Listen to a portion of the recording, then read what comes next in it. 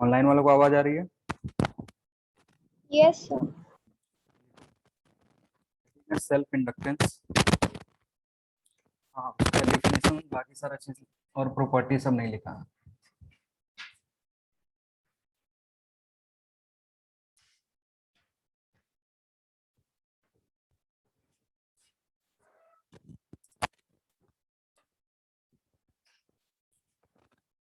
लिखना है इसमें।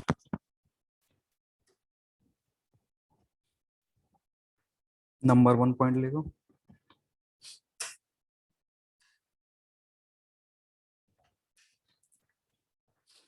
लिखना, it is a property, it is a property, it is a property of a coil, it is a property of a coil by virtue of which, it is a property of coil by virtue of which it opposes any change, it opposes any change in current, it opposes any change in current passing through it.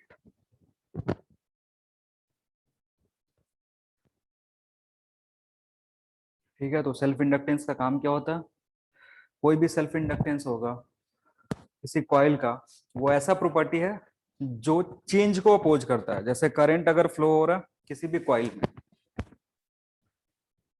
ठीक है, अगर इसमें constant current चल रहा है, आई constant है, तो इसको कोई फर्क नहीं पड़ेगा, इसमें जो इंडक्टेंस होगा वो दिखेगा ही नहीं।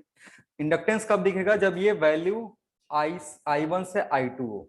तो I1 से I2 हो रहा है तो करंट चेंज हो रहा है, करंट चेंज होता है तब ये दिखता है, तब ये क्या दिखेगा? तब ये कॉइल का इंडक्टेंस तुमको दिखेगा। और इसका काम क्या होता है? इस चेंज को अपोज करना।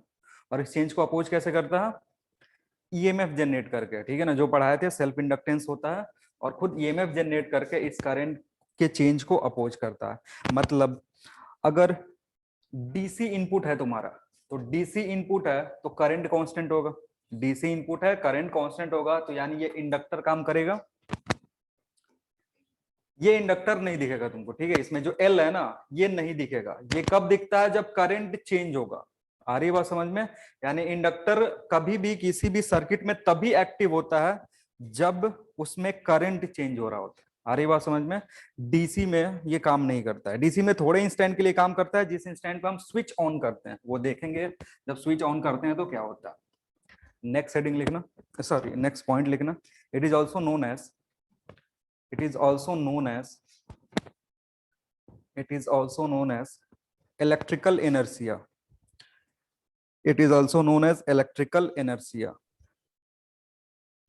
electrical inertia, ठीक है। और इसका यूनिट बताए थे, हेनरी किसका यूनिट होता? हेनरी किसका यूनिट है? सेल्फ इंडक्टेंस का। वो हेनरी एक साइंटिस्ट का नाम था। इसका ऐसा यूनिट तुमको बता चुके हैं, ऐसा यूनिट 3 जगह से हमने वो डिराइव किया था, अभी बताएंगे फिर से। और इसका जो ऑनर में नेम दिया गया है वो कौन से नाम से जानते हैं? हेनरी से, हेनरी साइंटिस्ट का नाम था, उसके नाम से भी इंडक्टेंस का यूनिट है, ठीक है। नेक्स्ट पॉइंट लिखना, इंडक्टेंस डिपेंड्स ऑन, इंडक्टेंस या self inductance depends on, self inductance depends on shape and size of the coil, self inductance depends on shape and size of the coil, shape and size of the coil,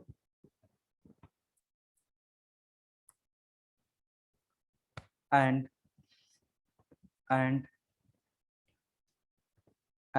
medium in which it is placed, and medium in which it is placed, and medium in which it is placed. Next point लिखना, fourth point. It is independent of, it is independent of current, it is independent of current induced EMF, induced EMF and flux linked with it. It is independent of current, induced EMF and flux linked with it.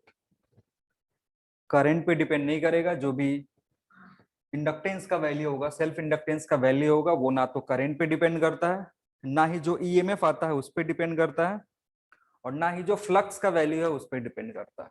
ठीक है, next point लिखो। If I current is flowing through a coil, if I current is flowing through a coil, if I current is flowing through a coil,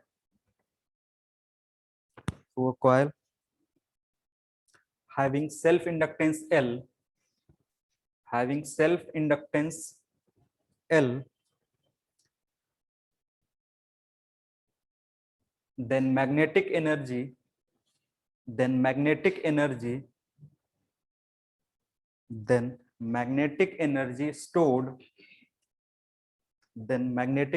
stored is given as U equals to half Li square। अगर कोई coil है जिसमें से I current दौड़ रहा है, L उसका self inductance है, तो उसके चलते जो एनर्जी स्टोर होगा वो कितना होगा, हाफ Li स्क्वायर होगा।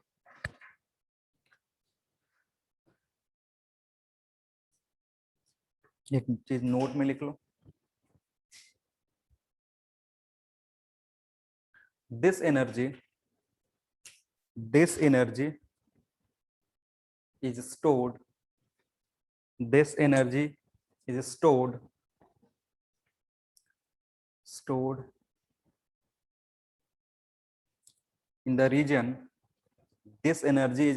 in the region, where magnetic field is present,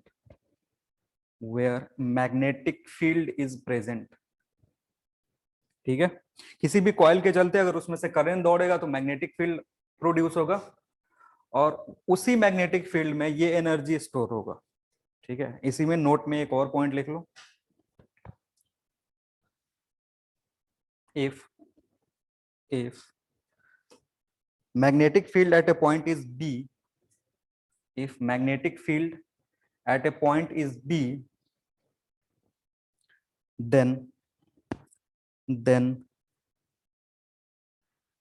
magnetic energy density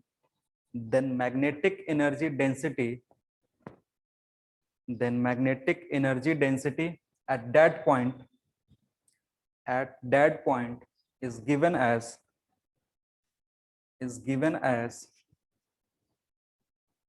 small u equals to B square 2 mu naught। ठीक है, और एनर्जी डेंसिटी का मतलब होता है energy per unit volume,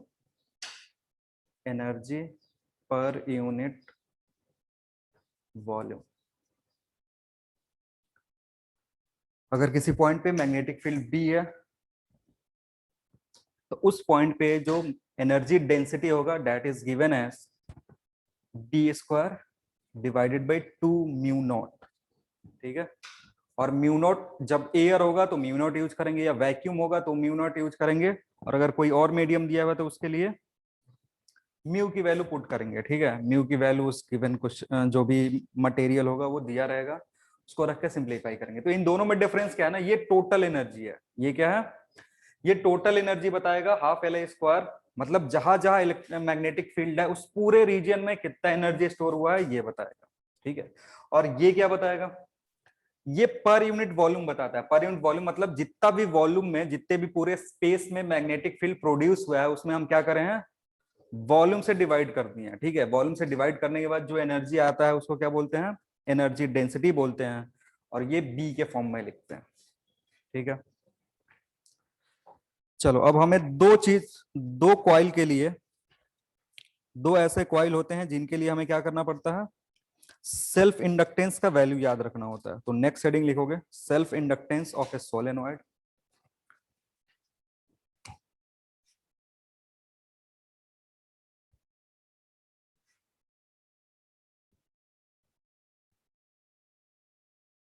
self inductance of A solenoid, किसी भी सोलेनॉइड का सेल्फ इंडक्टेंस कितना होगा अगर उसमें से करंट दौड़ा रहे हैं और वो करंट चेंज हो रहा है तो इंडक्टेंस दिखेगा और इस इंडक्टेंस की वैल्यू निकालनी है। तो कोई भी अगर सोलेनॉइड देगा तो उसके लिए सोलेनॉइड को डिस्क्राइब करने के लिए क्या क्या देगा तुमको, एक इसका लेंथ कितना है वो बता करके रखेगा और साथ ही साथ नंबर ऑफ टर्न्स देगा, number of turns per unit length. ये दो चीजें तुमको पता रहेगी, एक उसका लेंथ कितना है वो पता रहेगा, साथ ही साथ नंबर ऑफ टर्न्स पता रहेगा और एक और इंफॉर्मेशन होगा, इसका रेडियस दिया रहेगा कि रेडियस कितना है।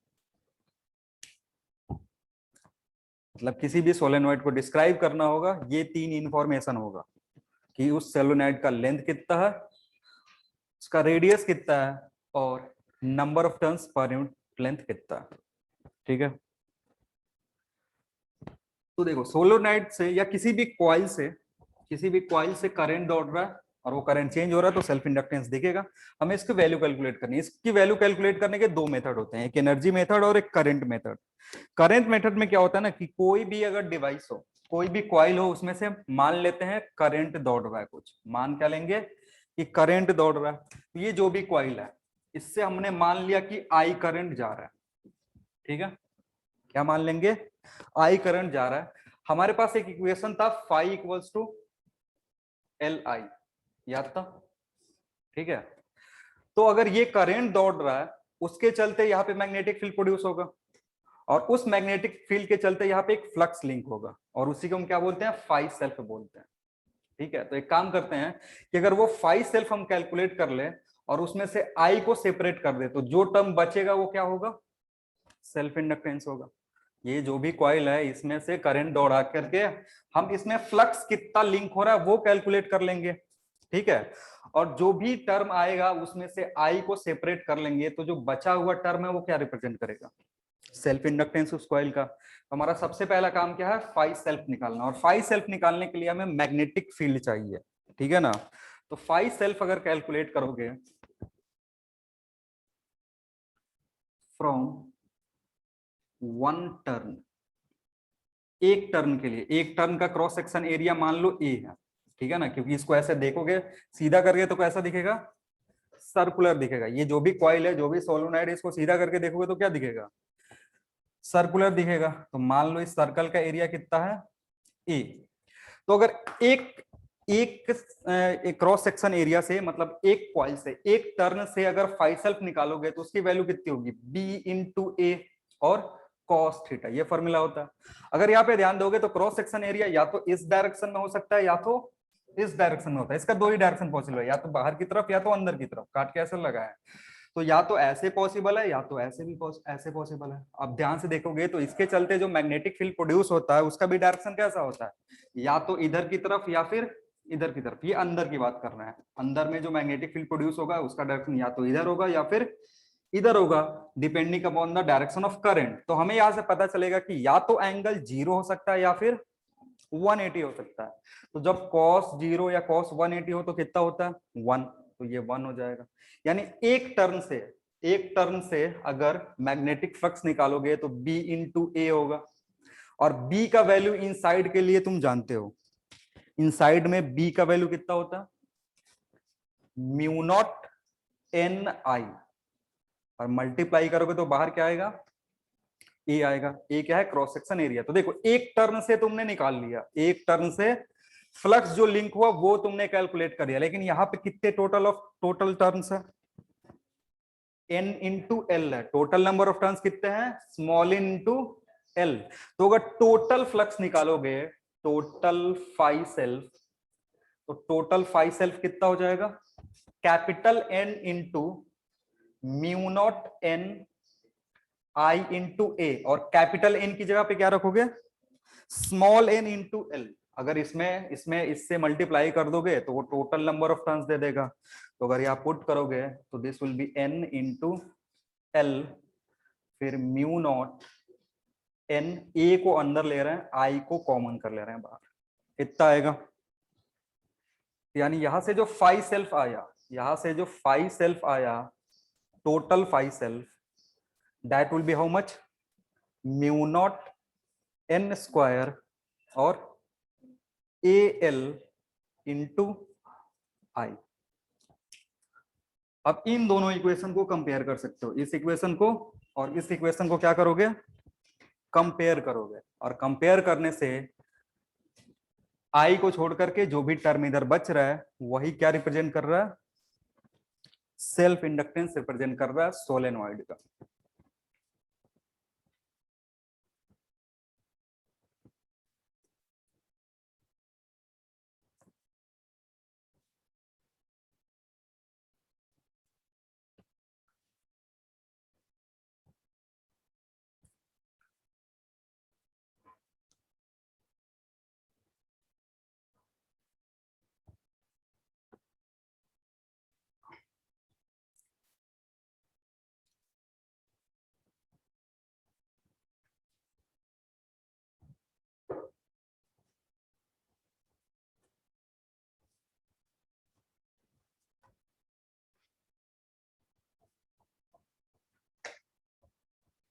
इसके नीचे लिख सकते हो, कंपेयरिंग इट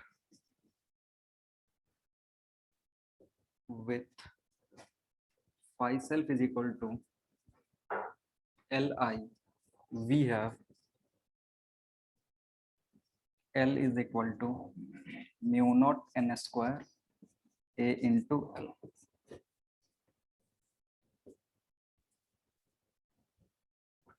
तो जब भी सोलेनॉइड का सेल्फ इंडक्टेंस का वैल्यू पूछेगा, म्यू बता के रखेगा तुमको, number of turns per unit length बता करके रखेगा, क्रॉस सेक्शन एरिया के लिए या तो डायरेक्ट दे सकता है या फिर रेडियस बता करके रखेगा, और साथ ही साथ उसका लेंथ बता करके रखेगा।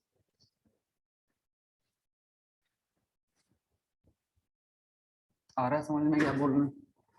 देखो यहां से एक चीज और निकल सकता है, ये जो हमने कैलकुलेट करा है ना, ये किसके लिए करा है, सर्कुलर क्रॉस सेक्शन के लिए करा है। ये जो भी हमने कैलकुलेट करा है, क्या करा है, इसको सर्कुलर क्रॉस सेक्शन के लिए करा है। कभी कभी सवाल में सर्कुलर की जगह स्क्वायर क्रॉस सेक्शन दे देता है या फिर रेक्टेंगुलर क्रॉस सेक्शन दे देता है, तो फिर कैसे करेंगे?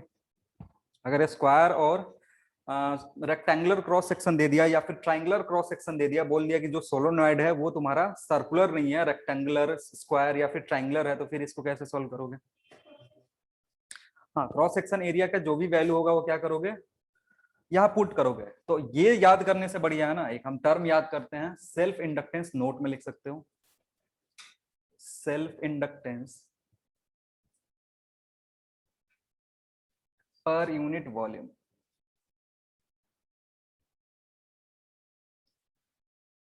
Self inductance per unit volume.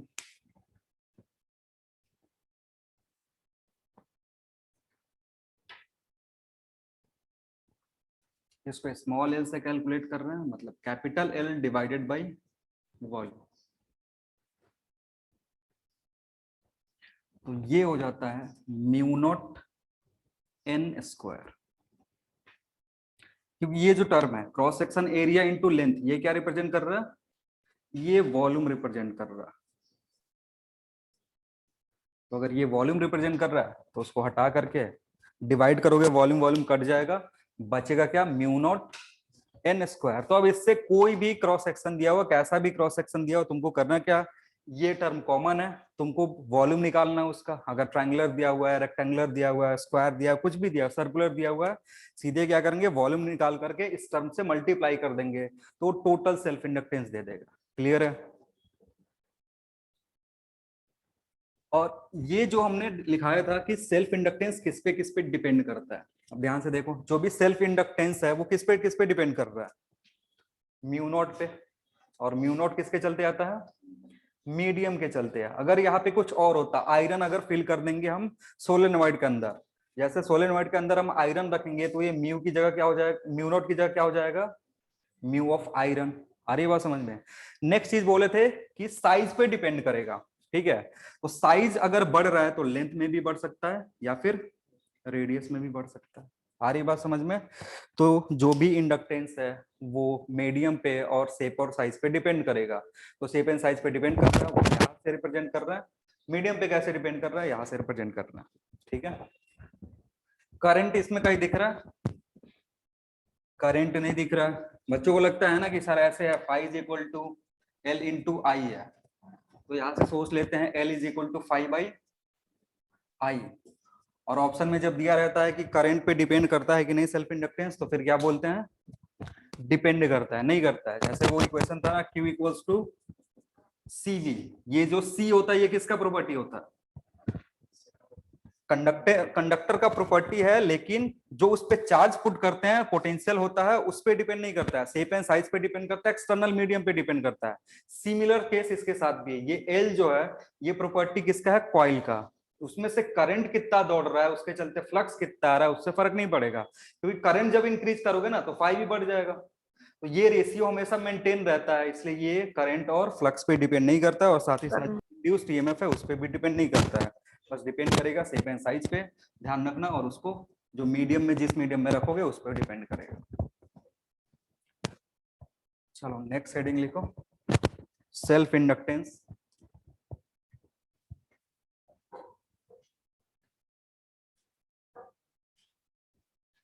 Due to a circular coil.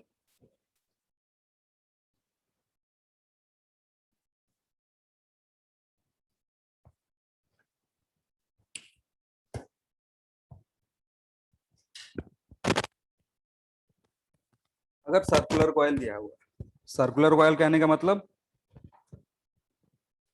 ऐसा कुछ, ठीक है। तो अगर इसमें करंट दौड़ाओगे तो उस करंट के चलते मैग्नेटिक फील्ड आएगा, और उस मैग्नेटिक फील्ड के चलते यहाँ पे खुद से फ्लक्स लिंक हो जाएगा। और अगर इस करंट को चेंज कर रहे हो तो इसमें ईएमएफ ऐसा जनरेट होगा ताकि वो चेंज को क्या करे? अपोज करे। तो देखो यहाँ पे एक छोटा सा अजम्पशन होता है। वो अजम्पशन क्या है कि हमने जो मैग्नेटिक फील्ड निकाला था इस केस में वो कहाँ पे निकाला है? सेंटर पे। ठीक है, कि अगर करंट है एक सर्कुलर कॉइल से दौड़ रहा है और इस सर्कुलर कॉइल का रेडियस आर है, तो सेंटर पे मैग्नेटिक फील्ड कितना होता था?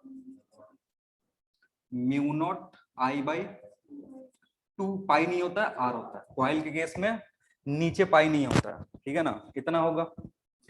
तो ये जो हमने कैलकुलेट करना सीखा था, ये कहाँ पे कैलकुलेट करना सीखा है? सेंटर पे। इस पॉइंट पे हम नहीं निकाल सकते, इस पॉइंट पे, इस पॉइंट पे, इस पॉइंट पे नहीं निकाल सकते हैं। हमें उसका वैल्यू नहीं पता, उसका रिलेशन हमें नहीं पता है कि अगर यहाँ पे कहीं पूछ दे, यहाँ पे कहीं पूछ दे, इधर इधर कहीं पूछे, तो हम उसको कैलकुलेट नहीं कर सकते हैं। ठीक है, तो यहाँ पे एक छोटा सा जंक्शन लेते हैं। अब ऐसा कैलकुलेट नहीं कर सकते हैं इसका मतलब ये नहीं है कि यहाँ पे मैग्नेटिक फील्ड नहीं है। यहाँ पे मैग्नेटिक फील्ड है, बस हम निकालना नहीं जानते हैं। ठीक है ना, फिजिक्स की गलती है, उसने नहीं फॉर्मूला ऐसा कुछ बता पाया जिससे यहाँ पे हम कैलकुलेट कर सके, या होगा भी तो तुम्हारे सिलेबस में नहीं है। तो ऐसा मतलब ये नहीं है कि यहाँ पे मैग्नेटिक फील्ड नहीं है, यहाँ पे मैग्नेटिक फील्ड है।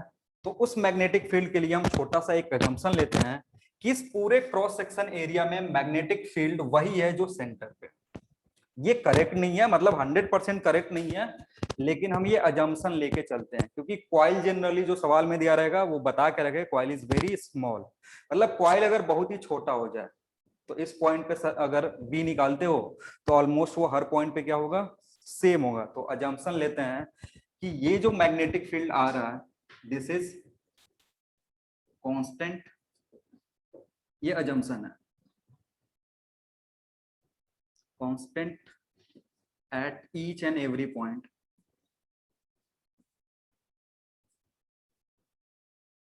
Inside the coil. ठीक है, आ रही बात समझ में? अब मैग्नेटिक फील्ड हमें पता चल गया।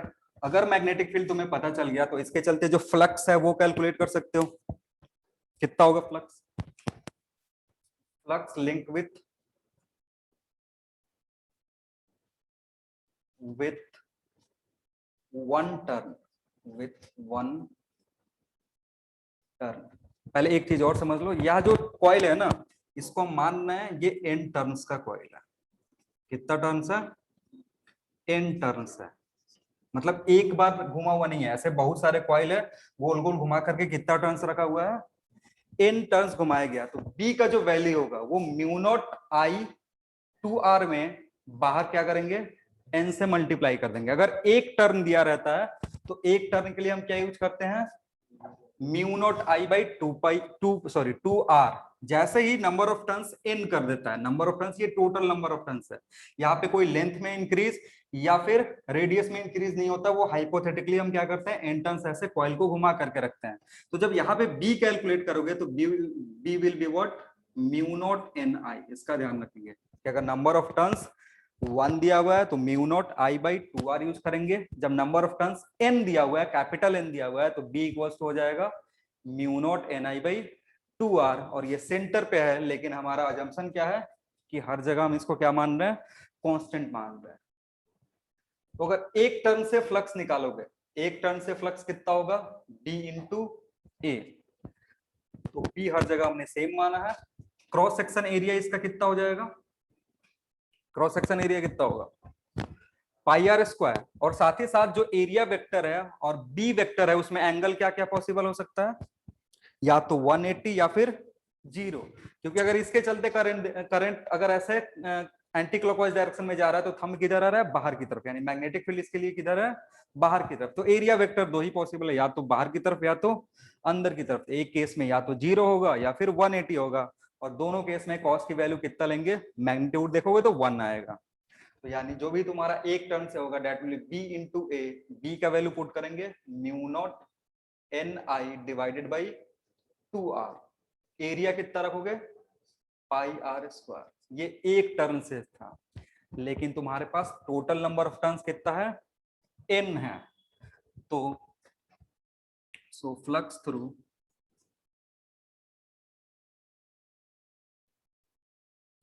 n टर्न्स, और इसी को क्या बोलेंगे, phi self, and that will be n into जो एक के चलते हैं mu naught N I divided by 2r into pi R square.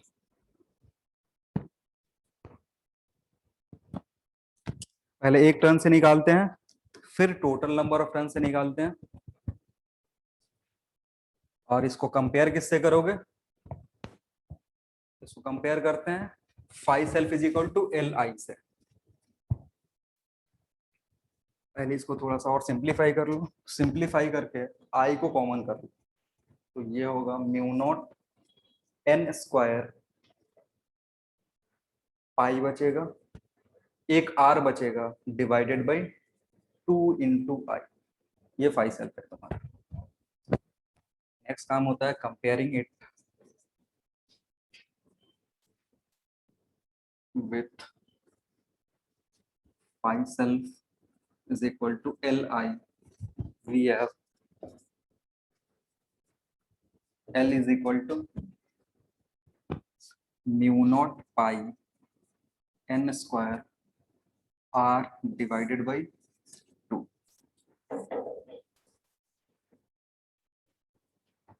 तो ये कॉइल के लिए है, सर्कुलर कॉइल के लिए जब उसका नंबर ऑफ टर्न्स कितना है, n है। ये फॉर्मूला याद रखेंगे।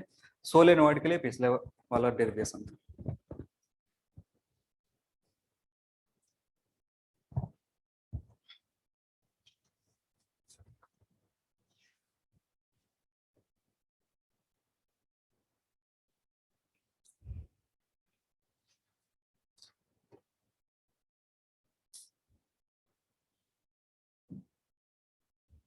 एक सवाल लिखना,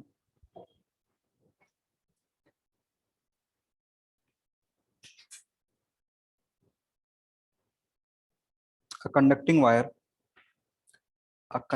wire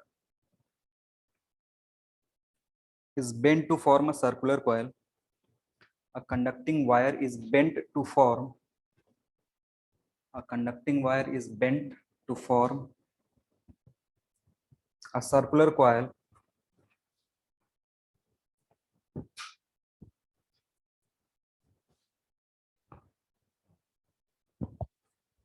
क्या लिखते हो, circular coil of n1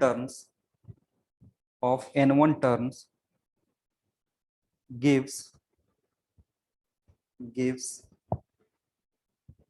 self inductance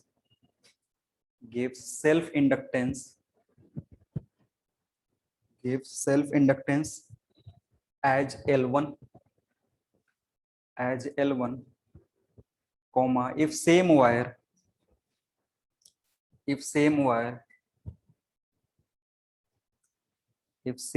is bent to have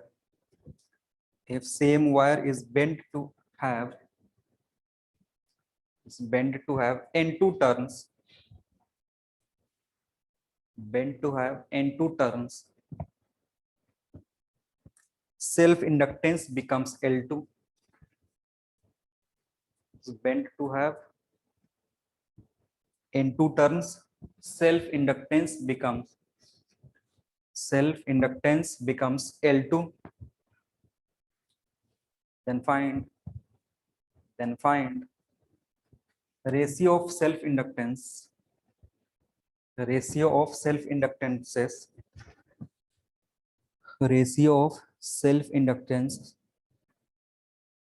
in terms of number of turns.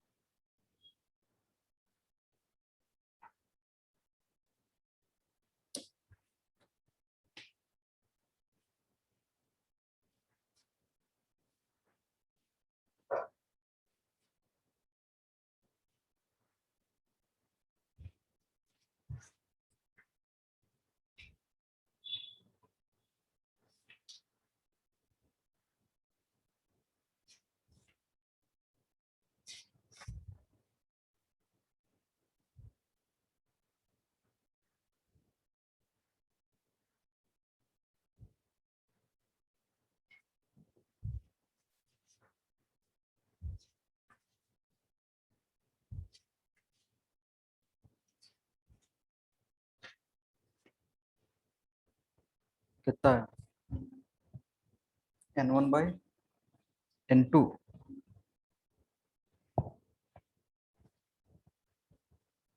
Same चीज है. एल का फॉर्मूला क्या होता है, mu naught pi N square R by 2. तो अगर L1 कैलकुलेट करते हैं और L1 L2 का रेशियो लोगे तो यहाँ से क्या आएगा n1 square by n2 square into r1 by r2. Radius पे आएगा, बाकी सारी चीजें कांस्टेंट है, म्यू नॉट पाई 2 ये सारे कांस्टेंट है. ये रेशियो में नहीं दिखेगा, लेकिन जैसे ही इसको रेशियो लोगे n दिखेगा, n2 दिखेगा, r1 और r2 दिखेगा. तो यहाँ पे तुमको r1 r2 नहीं पता है, r1 r2 को रिप्लेस करना पड़ेगा किस फॉर्म में, n1 n2 के फॉर्म में. ठीक है, तो सेमी वायर था, उसको बेंट करके हमने क्या पहले बनाया, सर्कुलर वायर बनाया. तो इसका लेंथ कांस्टेंट रहेगा. पहले केस में अगर लेंथ निकालोगे तो that will be 2 pi r1 into n1. दूसरे केस में अगर लेंथ निकालोगे तो वैल्यू सेम होनी चाहिए 2 पाई r2 इंटू n2. अब यहां से तुम्हें क्या पता चलेगा, n1 by n2 is equal to how much, r2 by r1. तो ये वैल्यू यहाँ ला करके रिप्लेस कर दो. तो यहाँ क्या बचेगा, L1 बाई L2 जो होगा that will B n1 by n2 का होल स्क्वायर इंटू इसका उल्टा प्लेस करना है, यानी n2 बाई n1 पुट करेंगे, n2 बाई n1 जो भी यहाँ कैलकुलेट करें, r2 बाई r1 करें, यहाँ पे r1 बाई r2 पुट करना है. तो उल्टा करके पुट करोगे तो क्या होगा, n1 से एक कैंसिल आउट हो जाएगा, n2 से एक कैंसिल आउट हो जाएगा, यानी जो भी रेशियो है वो इस तरीके के.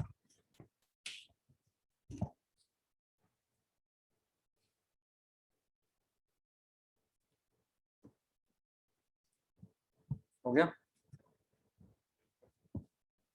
नेक्स्ट हेडिंग लिखो, RL circuit with DC input. RL circuit with DC input.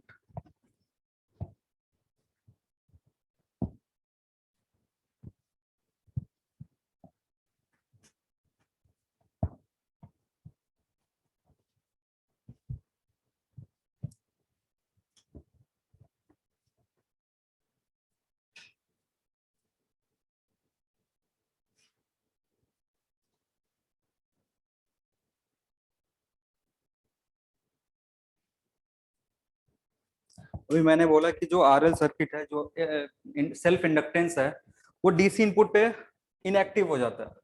ठीक है, उसको मैथमेटिकली भी प्रूफ कर सकते हैं कि कैसे इनएक्टिव हो जाता है। तो समझते हैं, एक हमारे पास एक सर्किट है जिसमें एक रेसिस्टेंस लगा हुआ, और इसी सर्किट में इंडक्टर कॉइल भी है, और इसको हमने एक बैटरी से कनेक्ट करा। एक यहाँ स्विच है बी आर, और ये जो स्विच है ये के।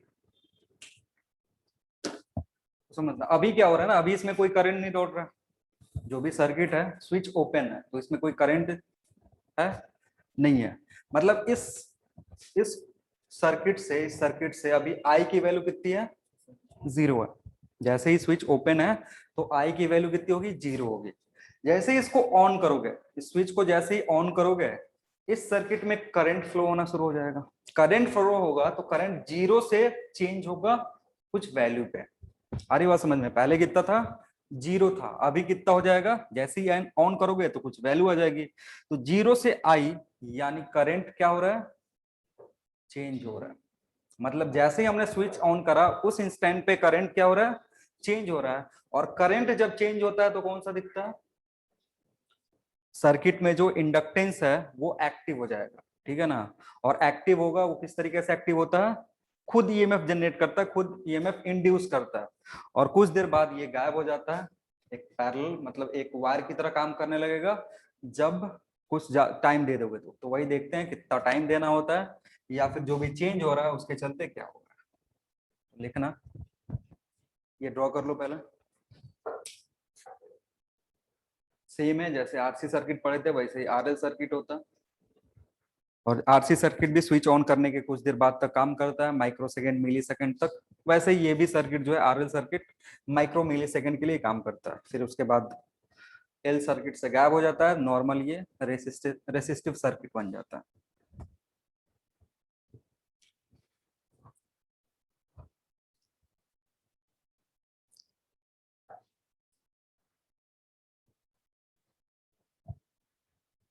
कैपेसिटर कैसा एनर्जी स्टोर करता था, किस टाइप का एनर्जी स्टोर करता था, कैपेसिटर किस टाइप का एनर्जी स्टोर करता है, इलेक्ट्रिक एनर्जी। कैपेसिटर कैसा एनर्जी स्टोर करता है, इलेक्ट्रिक एनर्जी, क्योंकि वहां पे जब वैल्यू निकाले थे यू तो क्या आया था, हाफ CV स्क्वायर। और ये जो इंडक्टर है ये कैसा एनर्जी स्टोर करता है, मैग्नेटिक एनर्जी। इसमें जो एनर्जी स्टोर होता है वो किस टाइप का होगा, मैग्नेटिक एनर्जी। यहाँ जो फॉर्मूला आता है क्या होता है, हाफ LI²। इन दोनों में डिफरेंस क्या है, ये इलेक्ट्रिक एनर्जी है और ये मैग्नेटिक एनर्जी है। दोनों स्टोर कहाँ होते हैं, फील्ड में। ये इलेक्ट्रिक एनर्जी है तो ये कहाँ स्टोर होगा, इलेक्ट्रिक फील्ड में। जहां जहां इलेक्ट्रिक फील्ड होगा वहां वहां ये एनर्जी स्टोर होगा। ये मैग्नेटिक एनर्जी है तो ये कहाँ स्टोर होगा, जहां जहां मैग्नेटिक एनर्जी है वहां वहां पे ये स्टोर होगा। चलो तो समझते हैं। देखो एट t=0 पे स्विच ऑन कर रहे हैं, स्विच इज के इज टर्न ऑन। जैसे इसको हमने ऑन करा, इस इंस्टेंट पे करंट का जो वैल्यू है कितना होगा, 0 है। जो करंट का वैल्यू होगा वो कितना होगा, 0 होगा। जैसे ही t=0 पे हमने स्विच ऑन करा, देखा करंट का वैल्यू कितना है, 0 है। अब यही करंट टाइम के साथ क्या होगा, इंक्रीज होगा। ठीक है ना, क्योंकि ऐसे ही नहीं है कि जब ये वोल्टेज है ना, ये वोल्ट जैसे बैटरी कनेक्ट करा, करंट 0 था और सीधे 5 एम्पियर हो गया। 0 से 5 जाने में कुछ तो उसको टाइम लगेगा ना, भले वो तुम ऑब्जर्व नहीं कर पा रहे हो, लेकिन जो डिवाइस उसके अंदर लगा हुआ है वो क्या करेगा, वो सेंस कर लेगा। तो ये 0 से 5 तुम ऑब्जर्व नहीं कर पाए, इसका मतलब ये नहीं है कि ऐसा चेंज हो नहीं रहा। तो 0 से 5 जाने में करंट चेंज हुआ, ये कौन सेंस करा। ठीक है, तो वो जो भी यहाँ से यहाँ जाने में टाइम लग रहा है वो हम देखेंगे, साथ ही साथ ये किस किस चीजों पे डिपेंड करेगा वो सारी चीजें देखेंगे। तो मान लो किसी टाइम इंस्टेंट पे तुमने देखा करंट की वैल्यू, लेट एट t=t, आई की वैल्यू कितनी है, आई है। मतलब इस स्विच को जब हमने ऑन करा, सॉरी t=t, कुछ देर बाद इसमें से करंट फ्लो होने लगा, कितना, आई। और ध्यान देना अभी भी ये मैक्सिमम करंट नहीं पहुंचा है, अभी भी ये क्या हो रहा है, बढ़ रहा है, ये जो करंट है ये क्या करेगा, बढ़ेगा। एक बार मैक्सिमम हो गया तो फिर तो ये चला जाएगा। हमें कब का पढ़ना है, अभी तक करंट मैक्सिमम नहीं हुआ है सर्किट से तब का, मतलब 0 से 5 जाने के बीच में क्या हो रहा है। चलो समझते हैं। अब ये जो आई है, ये जो आई है, ये टाइम के साथ क्या हो रहा है, इंक्रीज हो रहा है। तो करंट चेंज हो रहा है, उसको ये क्या करेगा, अपोज करेगा, क्योंकि इसका काम ही क्या होता है, करंट को अपोज करना। और अपोज करता कैसे है, ईएमएफ इंड्यूस करके। कैसे अपोज करेगा, ईएमएफ इंड्यूस करके। तो अगर ईएमएफ इंड्यूस करके अपोज करना है तो मान लो इस इंस्टेंट पे इधर से ईएमएफ, अभी मैं रैंडमली ड्रॉ कर रहा हूं, कुछ इस तरीके का बनेगा। मतलब ये जो पूरा कॉइल है ये एक बैटरी की तरह बिहेव करेगा, जिसका कुछ टर्मिनल होगा, एक पॉजिटिव और एक नेगेटिव, और उस टर्मिनल का कुछ पोटेंशियल होगा, ठीक है ना, जिसका मैं मैग्नीट्यूड अगर लिख दूंगा और इधर टर्मिनल लिख दूंगा तो ये काम चल जाएगा, ठीक है ना। अब समझो ये क्या हो रहा है, टाइम के साथ इंक्रीज हो रहा है, तो ये कॉइल क्या चाहेगा, टाइम के साथ डिक्रीज करना। तो अगर टाइम के साथ इसको डिक्रीज करना है तो इससे जो करंट फ्लो होना चाहिए वो कौन सा डायरेक्शन में फ्लो होना चाहिए, इसके अपोजिट डायरेक्शन में। जो भी करंट फ्लो होगा इसके अपोजिट डायरेक्शन में होगा। तो अगर अपोजिट डायरेक्शन में हो रहा है तो ये करेक्ट है या गलत है, जो मैंने ड्रॉ करा है, सही है। क्योंकि बैटरी का काम क्या होता है, नेगेटिव से पॉजिटिव फ्लो करवाना, यानी इसके चलते जो करंट फ्लो होगा वो इस डायरेक्शन में होगा, जो कि इस इंक्रीज को क्या करेगा, अपोज करेगा। क्लियर है। और ईएमएफ की वैल्यू क्या लिखते हैं, बोलो, L D I by D T. यानी अगर ईएमएफ का मैग्नीट्यूड लिखना है, माइनस नहीं लगा रहा हूं। माइनस क्यों नहीं लगा रहा हूं, क्योंकि मैंने सिंबॉलिक रिप्रेजेंटेशन बता दिया कि बैटरी जो बनेगा उसका टर्मिनल किधर पॉजिटिव होगा किधर नेगेटिव होगा। तो ये इस इंस्टेंट पे अगर ये करंट बढ़ रहा है तो ये बैटरी की तरफ बिहेव करेगा, जिसका टर्मिनल इधर पॉजिटिव इधर नेगेटिव, और उसका मैग्नीट्यूड कितना होगा, L D I by D T. D I by D T क्या रिप्रेजेंट कर रहा है, rate of change of current. और जैसे ये टर्म गायब होता है ना, D I by D T क्या है, rate of change of current है। अगर करंट चेंज नहीं होगा तो ईएमएफ जीरो हो जाएगा, और अब ईएमएफ जीरो हो गया तो इधर से ये बैटरी की तरह बिहेव नहीं करेगा, एक नॉर्मल वायर की तरह बिहेव करता है। आ रही है बात समझ में। अब तुमको क्या करना है, I as a function of time निकालना है। I as a function of time निकालोगे तुम्हें पता चल जाएगा किस इंस्टेंट पे कितना करंट इस सर्किट से फ्लो हो रहा है। आ रही बात समझ में। उसके लिए क्या करेंगे, किरचॉफ्स लूप लॉ। अगर इसमें किरचॉफ्स लूप लॉ लगा दोगे तो तुम्हारा काम बन जाएगा। आई और टी का फंक्शन आ जाएगा, और आई और टी का फंक्शन जैसे ही आएगा उधर से जो भी इंफॉर्मेशन चाहिए सब कुछ पता चल जाएगा, ठीक है। तो क्या करोगे, अप्लाइंग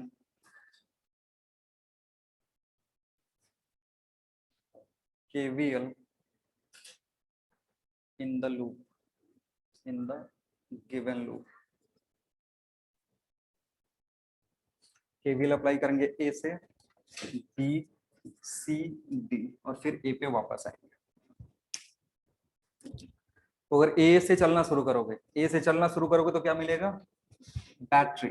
बैटरी का कौन सा टर्मिनल मिला, नेगेटिव, तो क्या लिखोगे, माइनस भी। फिर आगे जाओगे तो क्या मिलेगा, रेसिस्टेंस। करंट के डायरेक्शन में अगर चल रहे हो तो रेसिस्टेंस के क्रॉस ड्रॉप होता है, वो क्या लेते हैं, तो प्लस आई आर, ठीक है। अभी के लिए जो इंडक्टर ये कैसे बिहेव कर रहा है, बैटरी की तरह। तो अगर ये बैटरी की तरह बिहेव कर रहा है, तुम इस डायरेक्शन में चल रहे हो तो कौन से टर्मिनल पे पहुंचे, पॉजिटिव टर्मिनल, तो यानी प्लस ई मॉड, ठीक है। और ई मॉड का वैल्यू मैंने बताया, तो ये नेक्स्ट लाइन में लिख दे रहा है, minus V plus I R plus क्या लिखोगे, L D I by D T, ये जीरो के बराबर है। अब नेक्स्ट स्टेप तुमको पता होगा क्या करना है, हमें क्या निकालना है, current as a function of time. और ये जो इक्वेशन है ये डिफरेंशियल इक्वेशन है, अगर इसको इंटीग्रेट कर देंगे तो क्या पता चलेगा, current as a function of time आ जाएगा। तो इसका नेक्स्ट स्टेप तुम्हें क्या होगा, अरेंज करोगे, अरेंज करने के बाद डिफरेंस इंटीग्रेट कर देंगे।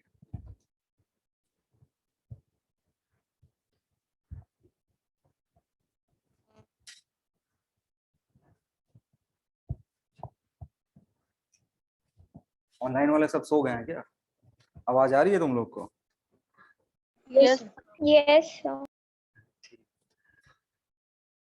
कान में ईयरफोन लगा के सो जाते हो क्या? चलो देखो, इसको अरेंज करोगे तो जो भी आई वाला टर्म है उसको एक साथ कर दो, और जो टी वाला टर्म है उसको क्या करोगे, एक साथ कर दोगे। तो अगर इसको सिंप्लीफाई करते हो तो वी, एक मिनट, कौन कौन सा टर्म एक साथ होगा, हाँ चलो, v माइनस आई आर, इसको एक तरफ रखो, ये बराबर होगा L D I by D T, लिख सकते हैं ऐसा। अब इसको सिंप्लीफाई करोगे तो D T divided by L, और इधर क्या होगा, D I divided by V minus I R, ऐसा लिख सकते हैं। ठीक है, बस अरेंज करें, बस दिमाग यही तक लगाना होता है, उसके आगे फिजिक्स होती है, ये मैथमेटिक्स होता है। अब इसको इंटीग्रेट करेंगे बोथ साइड।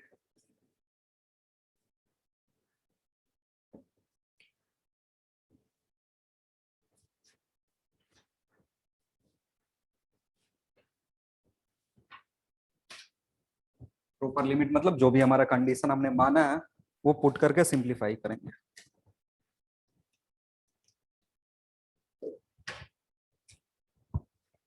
तो इंटीग्रेट करोगे इसको, तो मैं थोड़ा सा ऐसे सीधा कर दे रहा हूँ, v माइनस आई आर बराबर किसके होगा, integration 1/l dt।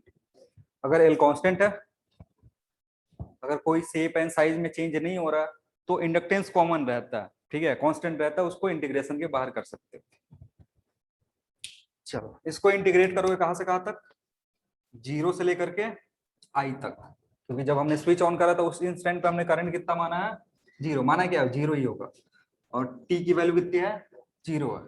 T equals to T पे करंट कितना था, आई था। कर पाओगे इंटीग्रेशन इसका, करो।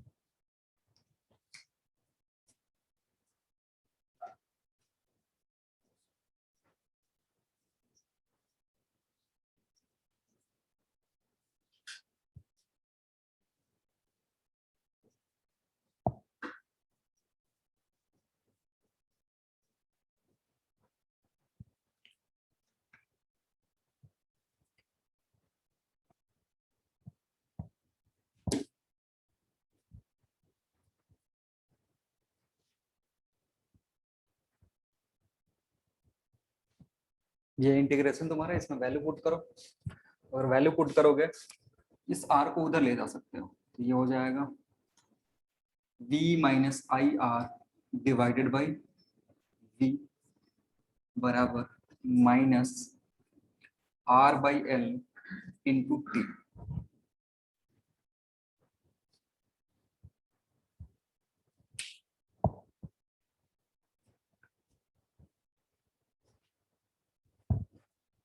और एंटी लॉग लोगे तो v minus I R divided by v बराबर किसके होगा,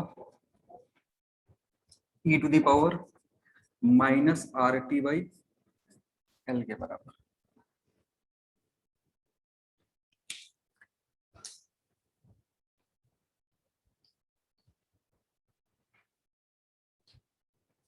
one minus I R by V is equal to E minus R T by L.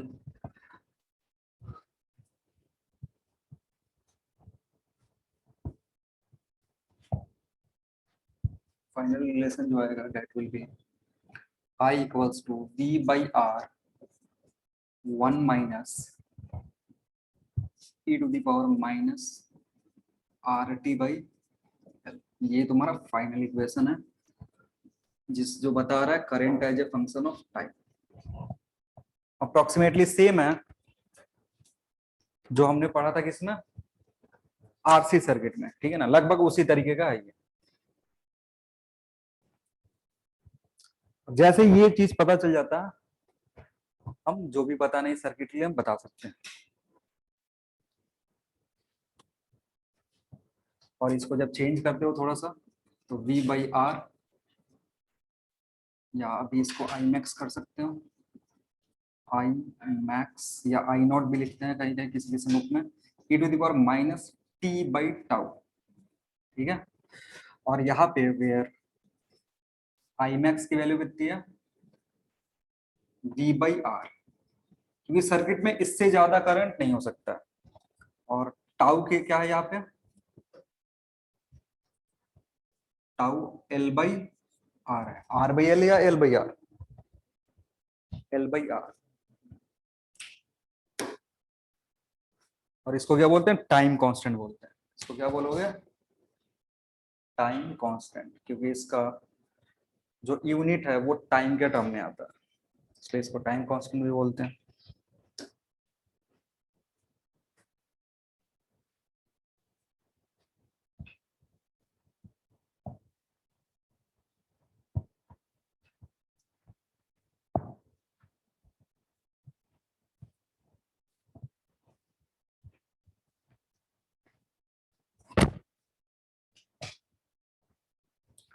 अब देखो ये जो करंट है ये आई मैक्स कब होगा, जब ये वाला टर्म जीरो हो जाए, ठीक है ना। ये वन है, वन माइनस समथिंग यहाँ पे हो रहा है। तो अगर इस आई को आई मैक्स करना है तो वन वन माइनस समथिंग में ये जो टर्म है इसको क्या करना होता है, जीरो करना होता है। यानी जीरो करने का मतलब है कि ई, ऐसे लिख सकते हो T by tau one by ये क्या पहुंच रहा है, जीरो पहुंच रहा है। तो ये अगर जीरो पहुंच रहा है तो ये वाला टर्म कहाँ पहुंचना चाहिए, इन्फिनिटी, मतलब बहुत बड़ा होना चाहिए। बहुत बड़ा कहने का मतलब है कि टी को इस टाइम कांस्टेंट के रिलेटिव में अगर बहुत ज्यादा वैल्यू दे दोगे, मतलब 100 टाउ दे दोगे, तो ये ई टू द पावर कितना हो जाएगा, 100। वन डिवाइडेड बाई वन, ये one divided by E to the power 100, और अप्रोक्सीमेटली किसके बराबर होगा, जीरो के बराबर होगा। यानी कितना टाइम लगेगा करंट को जीरो से मैक्सिमम पहुंचने के लिए, वो डिपेंड किस पे करेगा, टाउ पे, इस टाइम कांस्टेंट पे डिपेंड करेगा कि जो भी तुम्हारा करंट है उस सर्किट में मैक्सिमम कितने देर में हो जाएगा। और जैसे ही मैक्सिमम हो जाएगा उसके बाद करंट जब मैक्सिमम फ्लो करने लगेगा तो जो भी तुम्हारा इंडक्टेंस है वो क्या हो जाएगा, गायब हो जाएगा। उसके बाद वो खुद में एनर्जी स्टोर कर लेगा। वो एनर्जी की वैल्यू कितनी होती है, हाफ एल आई स्क्वायर, ठीक है ना। ऐसा नहीं है कि जैसे ये इंडक्टर था ना, तो ये अपोज कब कब कब तक करेगा, जब तक करंट चेंज हो रहा होगा। जैसे ही करंट कांस्टेंट हो गया तो इसने क्या कर लिया, इस करंट के रिस्पेक्टिव में एनर्जी स्टोर कर लिया हाफ एल आई स्क्वायर, और चुपचाप क्या हो गया, बैठ गया। उसके बाद ना कुछ अपोज कर रहा है, कुछ नहीं करेगा, ऑलमोस्ट इनएक्टिव हो जाएगा ये एनर्जी स्टोर करके। अब दूसरा बार एक्टिव कब होगा, जब तुमको ये एनर्जी चाहिए, ठीक है ना। क्योंकि जब जो एनर्जी स्टोर कर रहा है ये सप्लाई भी कर सकता है, सिमिलर जैसे कैपेसिटर करता था। कैपेसिटर जैसे ही स्विच ऑन करता था क्या करता था, खुद को चार्ज करता था। चार्ज करने के बाद अगर उसको किसी और कैपेसिटर के अक्रॉस लगाते थे तो क्या बनता था, हाँ हाँ, वो खुद बैटरी की तरह बिहेव करने लगता था, अपना एनर्जी रिलीज करता था। सिमिलर ये भी बिहेव करेगा, जैसे इसको फुल चार्ज कर दोगे, इतना टाइम दे दोगे उसके अकॉर्डिंग, ये फुल चार्ज हो जाएगा। फुल चार्ज होने के बाद अगर इसको किसी और रेसिस्टर के अक्रॉस कनेक्ट करोगे तो ये बैटरी की तरह बिहेव करेगा, और ये जो भी एनर्जी है उधर रेसिस्टेंस के अक्रॉस क्या हो जाएगी, डिसिपेट हो जाएगा। यहाँ पे अगर ग्राफ प्लॉट करते हो आई वर्सेस टी का, तो अगर आई वर्सेस टी का ग्राफ प्लॉट करोगे तो ग्राफ कैसा दिखेगा, सॉरी आई वर्सेस टी, बोलो इस तरीके का। ये मैक्सिमम करंट है और इसकी वैल्यू कितनी होगी, we by are.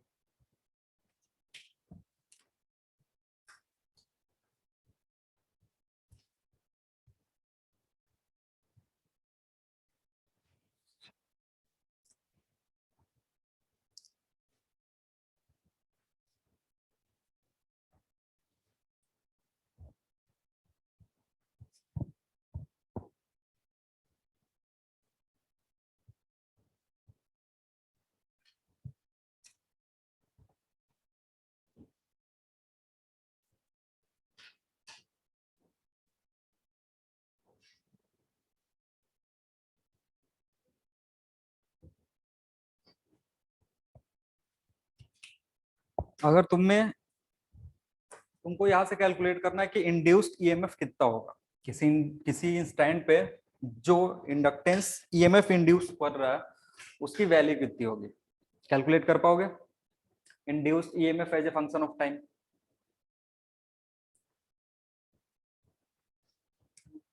Induced EMF होता क्या है, E equals to minus L I by sorry minus L D I by D T. हम लोग मैग्नीट्यूड निकालना चाहते हैं क्योंकि हम मैग्नीट्यूड जो भी डायरेक्शन है वो कैलकुलेट कर चुके हैं। तो E का जो वैल्यू होगा दैट विल बी, या आप सीधे लिख भी सकते हो minus L D I by D T. ठीक है, तो अब तुमने I का इक्वेशन कैलकुलेट कर लिया, ठीक है ना। I का equation as a function of time आ गया है, उसको अगर डिफरेंशिएट कर दो और उसमें L से मल्टीप्लाई कर दोगे तो क्या दे देगा आपको, सीधे ईएमएफ दे देगा। तो माइनस एल, I को अगर डिफरेंशिएट करोगे तो कितना आएगा, V बाई आर और e to the power minus ये आर टी बाई एल, और ये डिवाइड किससे होगा, माइनस आर बाई एल से। ठीक है, या ऐसे करोगे गलती हो जाएगा, तो थोड़ा सा एक टर्म लिख लो। एल बाहर कॉमन है, V बाई आर कॉमन था, ठीक है ना, वन था यहाँ पे, तो अगर वन का डिफरेंशिएशन करोगे तो कितना होगा, जीरो माइनस ऐसा कुछ था। फिर जो कांस्टेंट टर्म था वो e टू दी पावर का इंटीग्रेशन करोगे तो माइनस टी बाई टॉ, या उसको सीधे रख सकते हो आर टी बाई एल था। और जब डिफरेंशिएशन कर रहे हैं तो क्या होता है, मल्टीप्लाई होता है, सॉरी मैं डिवाइड कर रहा हूँ, क्या होता है, मल्टीप्लाई होता है। यानी इसको ऐसे लिख सकते हो minus R by L E to the power minus R T by L, ये तुम्हारा बचेगा। यानी डिफरेंशिएशन करने के बाद फाइनल जो टर्म होगा ये होगा, ई का डिफरेंशिएशन इतना ही रहेगा, जो टी का कोफिशिएंट है वो बाहर आकर के क्या हो गया, मल्टीप्लाई हो गया। इसको सिंप्लीफाई करोगे तो ई का जो वैल्यू होगा दैट विल बी माइनस भी e to the power minus R T by L.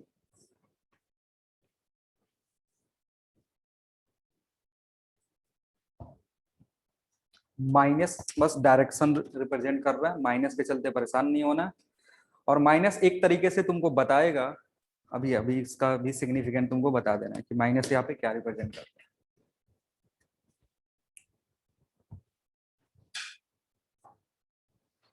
ये जो इक्वेशन है डायरेक्शन के साथ साथ मैग्नीट्यूड भी बताएगा, क्योंकि हमने एक्चुअल इक्वेशन को यूज करा।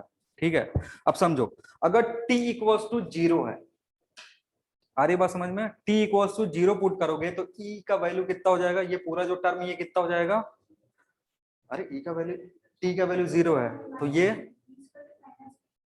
Minus v, e equals to कितना होगा, माइनस v। अब कहने का मतलब है जैसे ही हमने स्विच ऑन करा ना, तो उस इंस्टेंट पे जो भी तुम्हारा इंडक्टेंस था वो कितना ईएमएफ सप्लाई कर रहा है, बैटरी के ईएमएफ के बराबर, लेकिन उसके अपोजिट डायरेक्शन में। क्योंकि जब हमने प्लॉट करा था, ये जो ईएमएफ का जो डायरेक्शन बनाया था वो कैसा था, इस तरीके का था। और बैटरी जो इसके क्रॉस कनेक्ट करा था उसका भी डायरेक्शन किस तरीके था, देखो ये बैटरी को क्या कर रहा है, इतना ही करंट ये भी सप्लाई कर रहा है, और ये भी क्या कर रहा था, इतना ही करंट सप्लाई कर रहा था।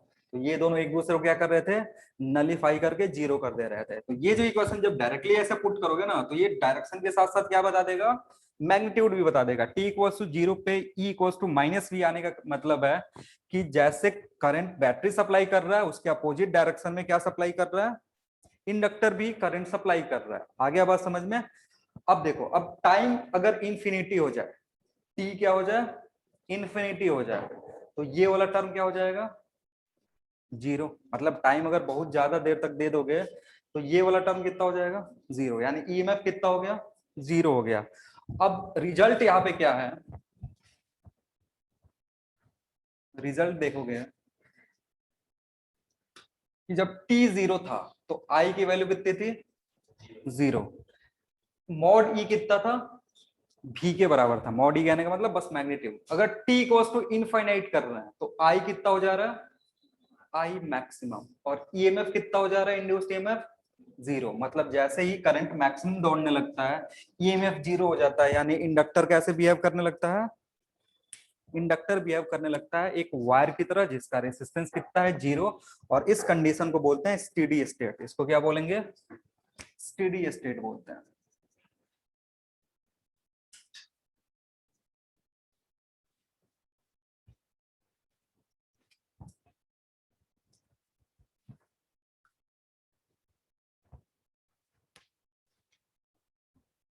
सिमिलर चल रहा है एग्जैक्टली जो भी हमने आरसी सर्किट पढ़ा था वैसा ही कुछ है, कुछ नया नहीं है यहाँ पे।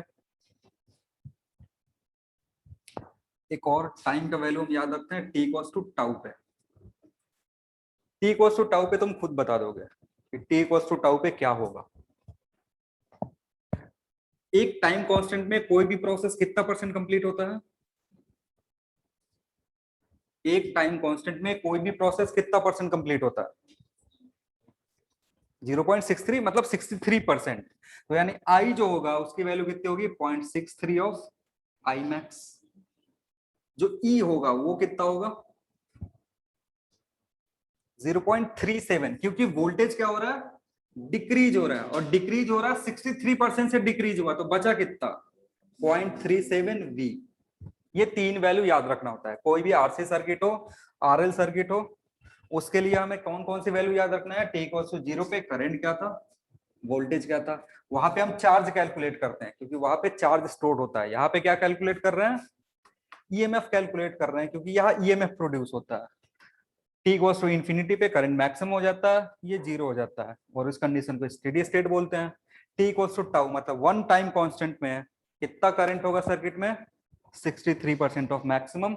और टी इक्वल्स टू टाउ पे जो ईएमएफ प्रोड्यूस होगा, इंड्यूस्ड ईएमएफ होगा, वो 0.37 ऑफ मैक्सिमम वोल्टेज होगा।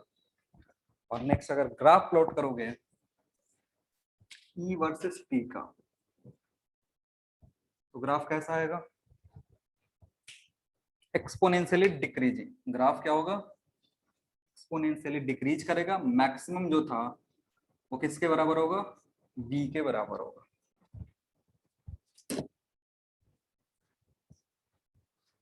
तो ग्राफ भी एग्जैक्टली सेम है जो हमने पढ़ा था कहाँ पे? आरसी सर्किट में। वहां यहाँ पे ई की जगह क्या पुट करते थे? ई की जगह आई वर्सेस पी का ग्राफ, क्योंकि उसमें करंट डिक्रीज करता था टाइम के साथ। यहाँ पे करंट इंक्रीज कर रहा है टाइम के साथ, और जब तक इंक्रीज करता है तब तक इंडक्टेंस दिखता है, जैसे ही कांस्टेंट हो जाएगा करंट तब नहीं दिखेगा, तब वो प्योर रेसिस्टिव सर्किट हो जाता है। जैसे ही इंडक्टेंस इनएक्टिव हो जाएगा तब कैसे बिहेव करेगा वो? Pure resistive circuit. मतलब जो भी तुम्हारा सर्किट था जिसमें रेसिस्टेंस और इंडक्टेंस दोनों दिख रहे थे, स्टेडी स्टेट कंडीशन में हम इसको कैसे सॉल्व करेंगे? जब स्टेडी स्टेट कंडीशन होगा तो इसको रिप्लेस कर दोगे किससे? नॉर्मल वायर से। ठीक है ना, सवाल में ऐसा लिखा रहता है कि बताओ स्टेडी स्टेट में इसके क्रॉस कितना करंट दौड़ रहा है, तो करंट निकालोगे। करंट नहीं पूछता है, most of the cases energy store पूछता है। ठीक है ना, तो जब भी एनर्जी स्टोर एनर्जी स्टोर पूछेगा एट स्टेडी स्टेट, तो हम क्या करेंगे? इसको रिप्लेस कर देंगे किससे? वायर से। उस इंस्टेंट पे करंट निकालेंगे, that current will be maximum current. कोई वैल्यू आएगा और इसी मैक्सिमम करंट के अकॉर्डिंग इसमें एनर्जी स्टोर होगा, and that will be what? Half L I square. ठीक है ना, तो यही सारी चीजें तुमसे पूछता है, इस तरीके के सवाल आएंगे, मॉड्यूल करोगे दिखेगा।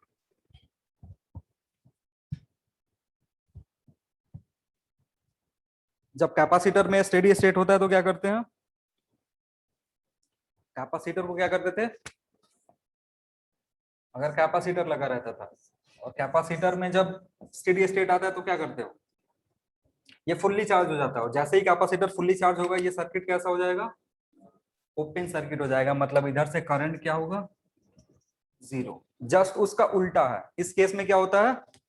इस केस में ये वायर की तरफ बिहेव करने लगता है, और वायर करंट जब वायर की तरफ बिहेव करने लगा तो करंट कितना होगा? मैक्सिमम करंट होगा। ठीक है, कंपेयर करके पढ़ोगे थोड़ा सा याद रहेगा, भूलोगे नहीं।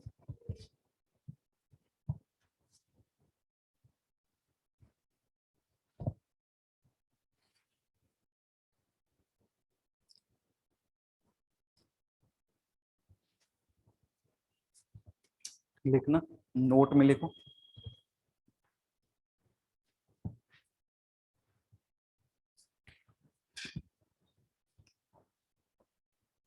लिखना।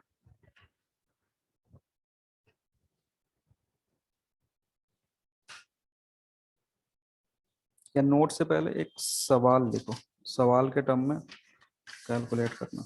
चाहे 1 मिनट रुक जाओ, तुम्हारे लेवल का है कि नहीं है देख लेंगे। हाँ लिखना, सवाल ही लिखो, फिर उसके अकॉर्डिंग नोट लिखा देना। initially the given circuit is in steady state. Initially the given circuit is in steady state. Given circuit is in steady state. Suddenly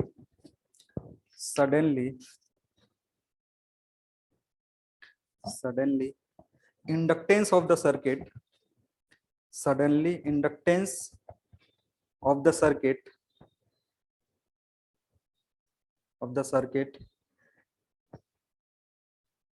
decreases by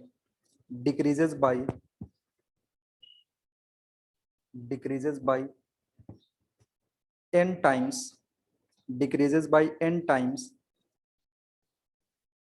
decreases by n times, then find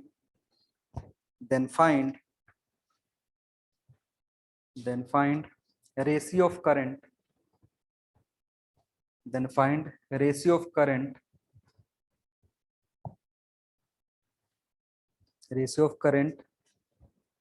before and after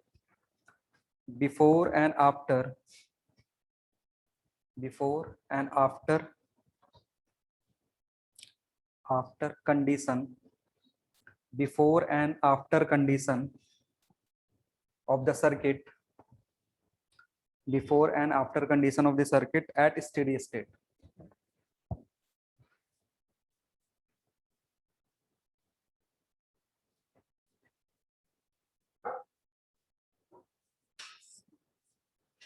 एक circuit था और ये जो circuit है ये steady state पे है, ठीक है। इसका कुछ इंडक्टेंस होगा। अभी ये स्टेडी स्टेट पे था, उसके बाद में क्या हो रहा है, ये जो इंडक्टेंस है ये चेंज हो गया, ठीक है ना। कोई मेथड होगा चेंज करने का, वो डिस्कस नहीं कर रहे हैं। हमें क्या पता है कि प्रॉब्लम के अकॉर्डिंग ये जो वैल्यू था एल वो चेंज हो गया, ठीक है। अब चेंज हो जाएगा, फिर बाद में कुछ करंट की वैल्यू इसमें से आएगी एट स्टेडी स्टेट। तो अगर इसमें से करंट I1 है और बाद में करंट I2 हो गया स्टेडी स्टेट पे ही, तो तुमको इसका रेशियो बताना है कि I1 और I2 का क्या होगा, क्या वैल्यू होगा, रेशियो I1 बाई I2 कितना होगा, ठीक है।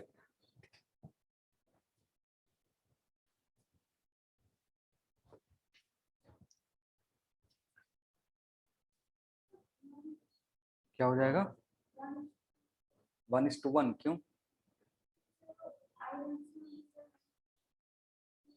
अच्छा, I max L पे डिपेंड नहीं करता, तो I1 और I2 क्या होना चाहिए, सेम।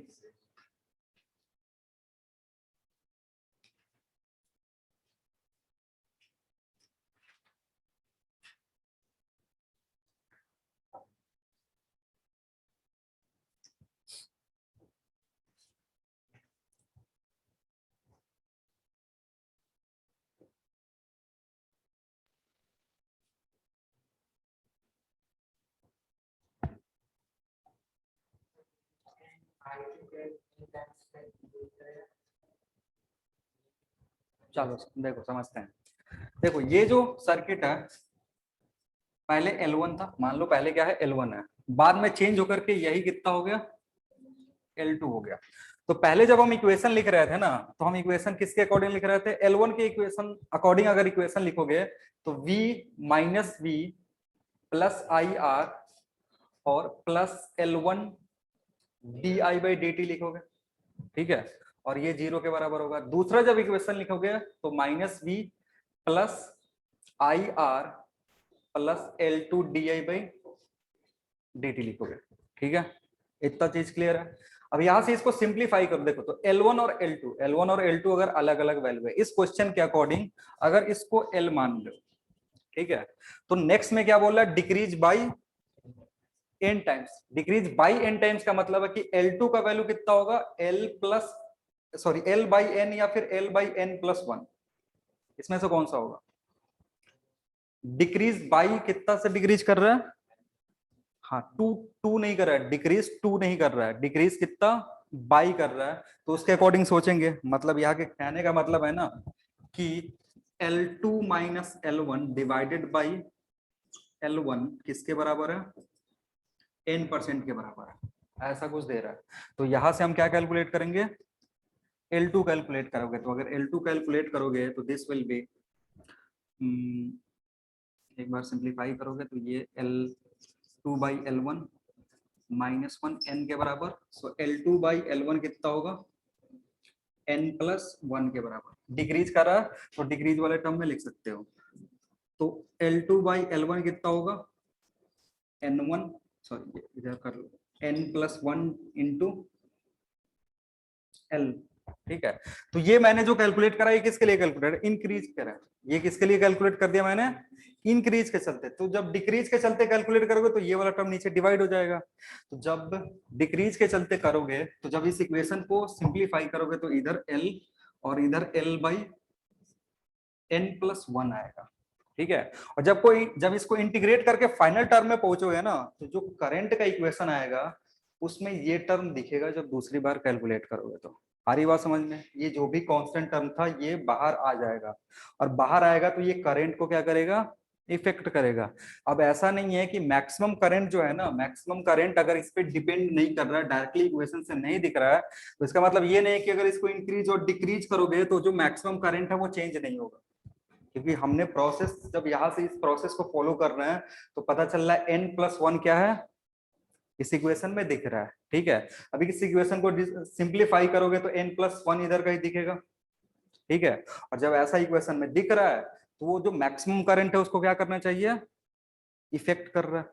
तो जब इस तरीके का सवाल होता है ना, तो उसी के लिए एक नोट लिखा रहे थे। नोट क्या होता है कि फॉर एनी चेंज, नोट में लिख लेना, अभी ये नोट लिख लोगे 1 सेकंड में ये सवाल हो जाएगा। For any change in inductance of a circuit,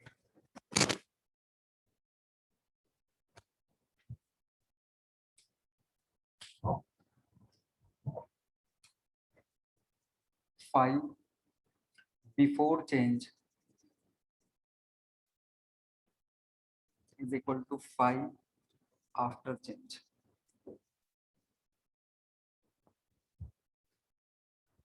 ये याद रखते हैं कि जो फ्लक्स पहले था, फ्लक्स बिफोर चेंज और फ्लक्स आफ्टर चेंज, उसमें क्या इफेक्ट होगा कि ये दोनों बराबर होने चाहिए। जो भी फ्लक्स है ना वो सेम रहेगा। तो फ्लक्स होता क्या है, L इंटू आई। तो L1 इंटू आई बराबर किसके होगा, L2 इंटू आई।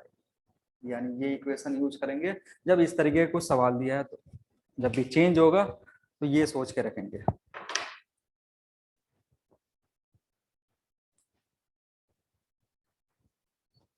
फ्लक्स से सोचते हैं क्योंकि फ्लक्स इनिशियल और फाइनल दोनों सेम होता है। इक्वेशन भी जो पहले दो इक्वेशन लिखाए थे उसको सिंप्लीफाई करोगे आ जाएगा, लेकिन फिर उधर से ज्यादा कैलकुलेशन करना पड़ता है, कैलकुलेशन नहीं कर रहा है।